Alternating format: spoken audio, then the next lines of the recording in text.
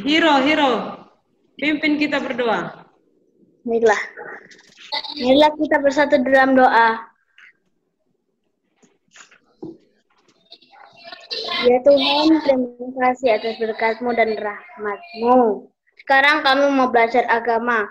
Berkatilah kami agar kami mudah mengerti dengan pelajaran-pelajaran ini. Haleluya, amin. Oke, thank you. Sekarang kita akan melanjutkan pelajaran kita. Aku sangat berharga di hadapan Tuhan. Ya, masih ingat pelajaran minggu lalu mengapa manusia berharga di mata Tuhan? Mengapa Allah mengasihi manusia dari ciptaan yang lain? Siapa yang masih ingat? Ya, si Yosefa. Mengapa manusia dikasihi Allah lebih daripada ciptaan yang lain? Kenapa? Karena manusia berharga di hadapan Tuhan. Kenapa dia berharga?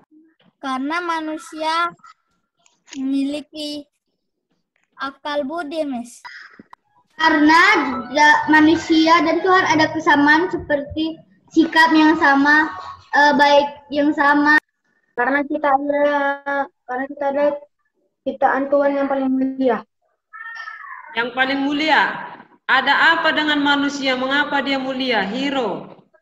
Karena manusia mulia karena manusia adalah ciptaan Tuhan yang paling memiliki kemampuan khusus daripada ciptaan yang lain. Oke, Daniel Gogo, kenapa manusia dikasihi Tuhan lebih dari ciptaan yang lain? Tuhan mengasihi manusia lebih dari mengasihi lumba-lumba ataupun harimau ataupun matahari. Mengapa manusia spesial? Mengapa manusia istimewa? Karena manusia memiliki Tuhan di dalam hatinya dan manusia sangat berharga bagi Tuhan. Mengapa Tuhan Allah mengasihi manusia lebih daripada ciptaan yang lain? Karena di dalam diri manusia ada napas Tuhan. Itulah roh kita. Ya. Di dalam diri manusia ada napas Tuhan. Tuhan menghembuskan napas hidup ke dalam lubang hidung manusia sehingga manusia itu hidup. Itulah mengapa kamu sangat berharga. Karena ada napas Tuhan dalam diri kita. Kalau Tuhan ambil napasnya itu dalam diri kita, mati kita. Ya, gitu. Itu dia. Terus Tuhan Allah, waktu manusia jatuh ke dalam dosa, dicari manusia itu. Waktu Adam jatuh ke dalam dosa, Adam, di manakah kamu? Tuhan, kami bersembunyi di balik semak-semak ini. Di balik semak-semak bersembunyi si Adam dengan si Hawa. Waktu mereka jatuh ke dalam dosa, Tuhan bilang, semua pohon yang ada di taman ini boleh kalian makan buahnya.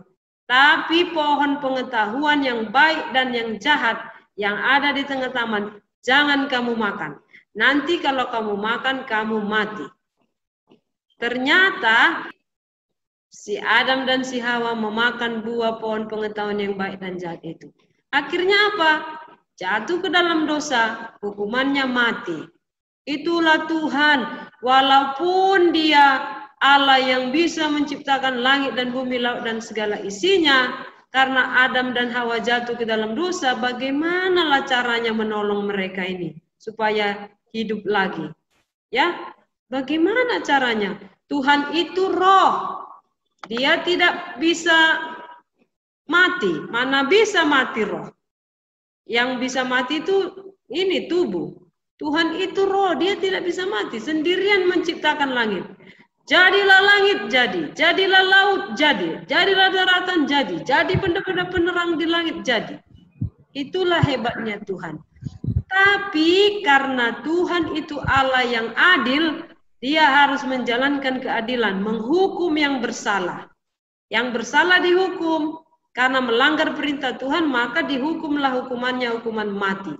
Tapi karena kita ini anak Tuhan, diciptakan dengan napas Tuhan, maka Tuhan mencari cara. Bagaimanalah caranya supaya manusia ini jangan mati ya? Aduh, kasihan sekali Tuhan. Lalu dia rela menjadi manusia. Rela mengubah dirinya menjelma menjadi manusia. Tadinya dia menciptakan langit, gak ada capek-capeknya. Jadi manusia capek kali Tuhan itu. Ya, dalam diri Yesus kita lihat Tuhan Yesus, kita lihat jadi manusia. Merasa kelelahan, terkadang dia haus seperti kita manusia, terkadang haus, lapar. Waktu Maria menangis, ikut Yesus nangis. Dia memiliki daging manusia, ya. Bangsanya dia ambil bangsa Yahudi, lahir dari keturunan Yahudi. Kita kan keturunan orang Batak, ada orang Jawa, ada orang Karo, ada orang Mandeling, ya. Ada orang apa lagi kita yang ada di sini? Siapa yang lain sukunya di sini? Ada orang Sulawesi ya? Kebanyakan Batak, Miss. Kebanyakan Batak ya. Itu Tuhan Yesus lahir dari keturunan Yahudi, ya.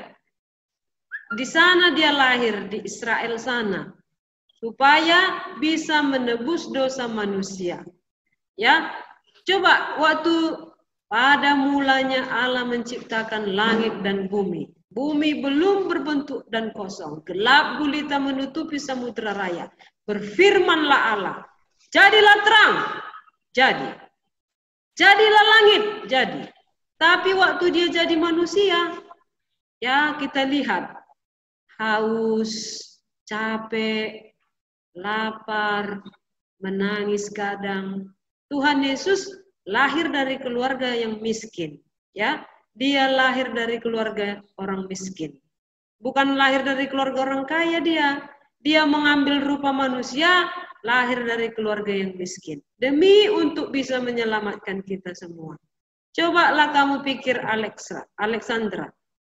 Tuhan Yesus itu adalah Allah yang tidak terbatas. Tapi jadi manusia dia. Membatasi dirinya. Sakit enggak seperti itu?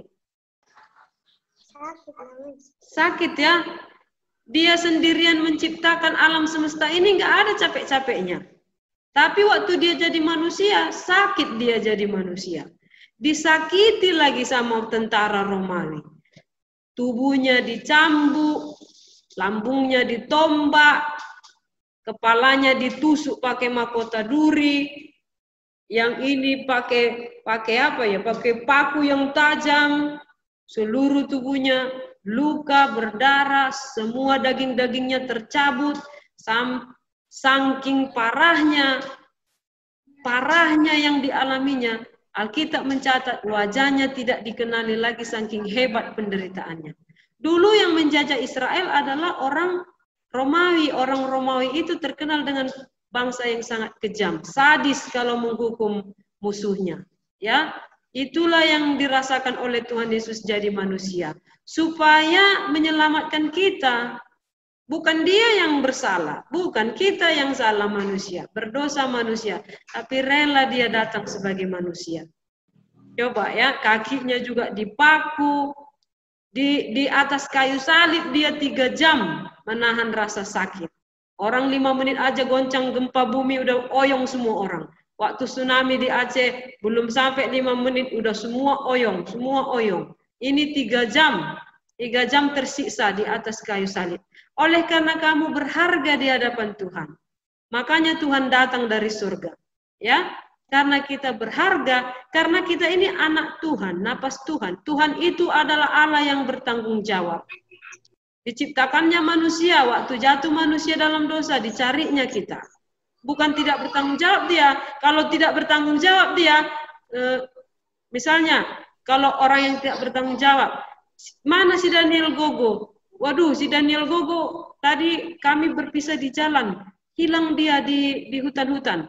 Kalau gurunya yang tidak bertanggung jawab, dibilangnya kayak gini, udah biar aja lah hilang si Gogo itu, nggak apa-apa itu hilang, katanya gitu. Kalau nggak bertanggung jawab ya. Tapi kalau guru yang bertanggung jawab, mana si Gogo? Tadi waktu kita mendaki dia tinggal di hutan, hilang. Ya cari sampai dapat. Kenapa dicari? karena si Gogo berharga. Begitulah Tuhan. Hilang manusia, dicari manusia. Ya, dicarinya manusia itu. Ya, harus ada upah yang harus dibayar Tuhan. Taruhannya adalah nyawanya, mati di atas kayu salib. Ya, tadi Ibu Guru sudah bilang, Tuhan itu sendirian menciptakan langit, sendirian menciptakan laut, dan sendirian semua menciptakan alam semesta ini. Gak ada capek-capeknya. Tapi waktu jadi manusia, menderita kali dia. Ya, menderita kali. Diludahi lagi, ditunjang, diludahi, dimaki-maki. Semuanya dialaminya oleh karena kita. Apalagi waktu mengangkat kayu salib. Kayu salib itu berapa kilo itu? Diperkirakan ada itu 60 kilo mungkin. Kayu salib itu beratnya. 70 kilo, Miss. Berapa? 70 kilo. Iya, sekitar 60 sampai 70 kilo. Diangkat, dipikul. Udah dipikul, dicambuin lagi, dicambuin. Udah dicambuin, berdarah lagi nih. Udah diangkat, jatuh lagi. Jalan yang menuju Golgota itu bukan jalan yang halus, banyak kerikil-kerikil tajam dan jalannya menanjak, naik. Ya, jadi itulah yang dilakukannya. Dia naik ke atas ke bukit Golgota sambil mengangkat kayu salib, berat, jatuh lagi, jatuh. Bisa kita bayangkan, waktu dia jatuh pasti kena batulah ini mukanya ini, kena batulah matanya ini. Apa ya, bengkak. Aduh, saking hebat penderitaannya, wajahnya itu nggak bisa lagi dikenali. Kalau orang mati terbakar, kebakaran rumahnya, ternyata setelah dicek, ini siapa ini? Wajahnya nggak dikenali lagi, udah rusak, dibakar api.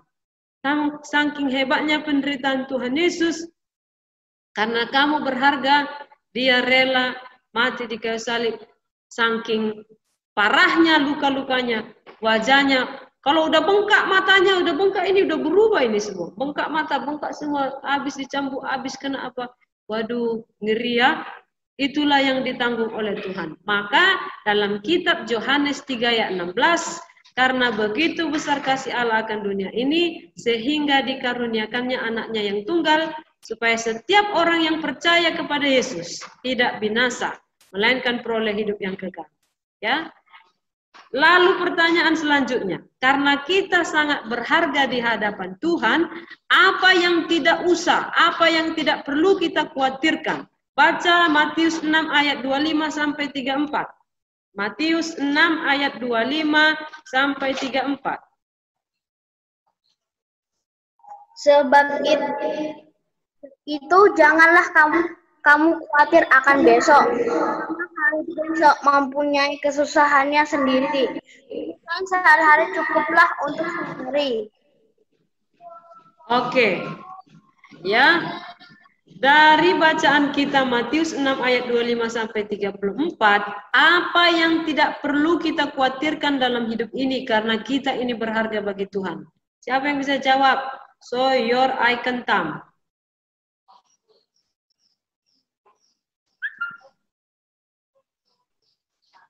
Because you are special in the sight of God, karena kamu sangat istimewa di hadapan Tuhan, Tuhan perintahkan pada hari ini, menurut kitab Matius 6 ayat 25 sampai 34, apa yang tidak perlu kita khawatirkan dalam hidup ini? Jangan khawatir akan hidupmu, akan apa yang hendak kamu makan atau minum. Iya, bagus. Menurut kitab Matius 6 ayat 25 sampai 34, Tuhan memerintahkan kepada kita, nggak perlu kita khawatir akan makanan kita. Apalah nanti yang mau saya makan ya, apalah makanan kami besok Tuhan, apalah, nggak perlu khawatir. Apalah besok mau kami minum ya, gimana nanti baju Natalku ya, aduh baju tahun baruku gimana ya, nggak perlu khawatir. Tuhan bilang, jangan khawatir akan makananmu, akan minumanmu, apa yang kamu makan, apa yang kamu pakai, apa yang kamu butuhkan, nggak perlu khawatir ya, karena burung-burung di udara yang tidak menabur, nggak menanam, dipelihara oleh Tuhan. Burung tidak pernah mati kelaparan. Apalagi lah kita manusia ciptaan Tuhan yang paling mulia, yang berharga, yang ada napas Tuhan.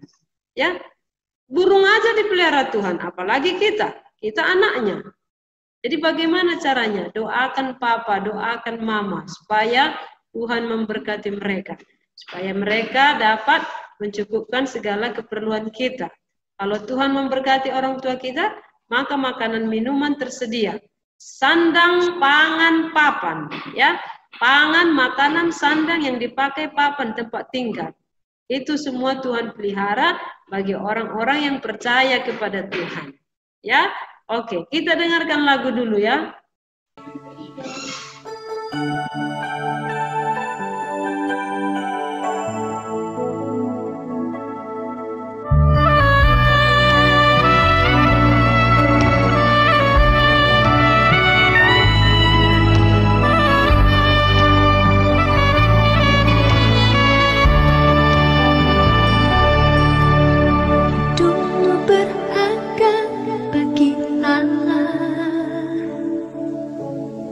Tiada yang tak berkenan di hadapannya.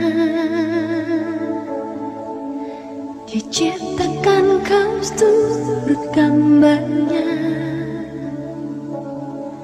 Sungguh terlalu indah kau bagi dia.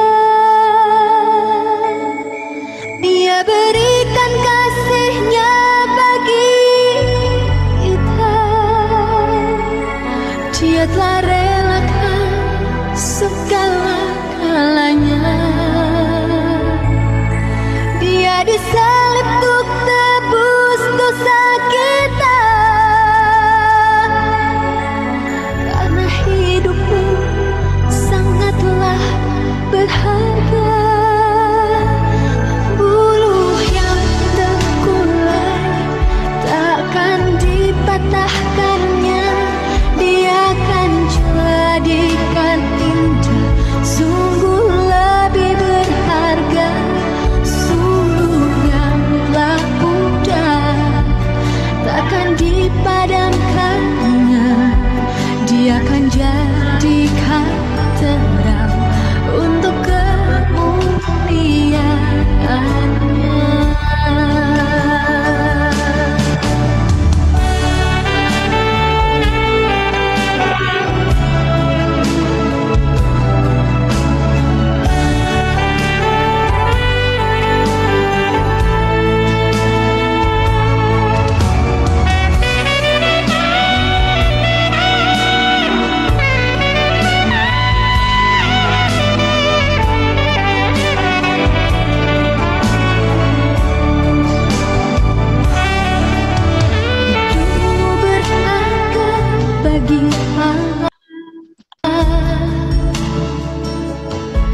Tiada yang tak berkenan di hadapannya.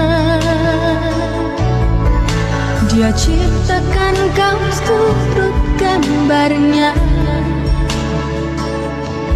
Sungguh terlalu indah kau bagi dia. Dia berikan kasihnya bagi kita. Dia telah relakan segala-galanya. Dia disalib untuk tebus dosa kita. Karena hidupmu sangatlah berharga. Buluh yang terkulai takkan dipatahkannya. Dia akan jadikan indah, sungguh lebih berharga. Surgalah pudar, takkan dipadamkannya. Dia akan jadikan terang untuk kemuliaannya. Buluh yang terkulai takkan dipatahkannya. Dia akan jadikan indah, sungguh lebih berharga.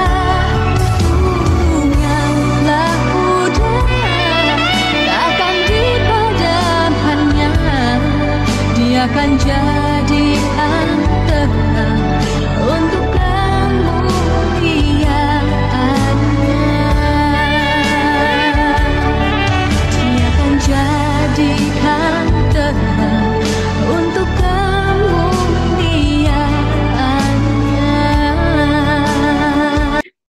mau bilang sama kita semua, sama kalian, kamu begitu berharga di hadapan Tuhan. Karena kamu anak Tuhan. Ya, sampai Tuhan datang dari surga, jadi manusia oleh karena kamu berharga. Kalau nggak berharga tadi kamu, udah biar aja sih itu gitu. Tapi karena kamu berharga, kamu dicari Tuhan, ditebus Tuhan. Pertanyaannya ini tidak usah dijawab. Jawab dalam hati masing-masing sebelum kita closing. Pertanyaannya, Lovely, Daniel, Kevin, Beatrix, Alexandra, Edeline, Hiro, Glenn, Pramita, Yosefa, Claudia, Kien, Pina. Apakah balasanmu untuk kasih setia Tuhan? Apakah balasanmu untuk kebaikan? Tidak usah dijawab, ya, karena waktu kita sudah hampir sudah hampir berakhir. Mari kita berdoa, pimpin kita dalam doa, Yosefa Siombing. Ya Allah Bapa yang di surga, terima kasih karena hari ini Engkau telah memberkati pelajaran kami ya Tuhan. Berkati kami ya Tuhan, supaya kami lebih menghormati Tuhan ya Bapa ya Tuhan. Terima kasih Tuhan Yesus. Haleluya. Amin. Amin. Yosefa. Amin, amin, amin, amin. Tunggu, Yosefa, senang sekali Miss dengar doamu. Berkatilah kami Tuhan supaya kami lebih menghormati Tuhan. Itulah yang Tuhan mau. Ya, bagaimana caranya kita menghormati Tuhan? Waktu firman Tuhan dibacakan, waktu firman Tuhan diberitakan, dengarkan baik-baik, lalu dilakukan. Itulah caranya. Itulah balasan kita ya, menghormati Tuhan karena Dia sudah sangat baik bagi kita. Oke, nice to meet you all. See you. Bye-bye. Bye. Bye bye bye bye bye.